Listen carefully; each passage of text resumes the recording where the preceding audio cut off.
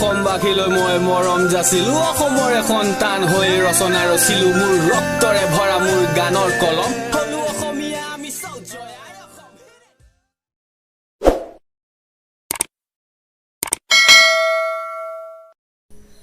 উৎপল ভ্লগছৰ অন্য ভিডিঅ'লৈ আপোনাক সকলোকে স্বাগতম জনাইছোঁ। আজি কিছুদিন পূৰ্বে হৈ যোৱা চৰক পূজাৰ কিছু দৃশ্য মই দেখুৱাব বিচাৰিছোঁ।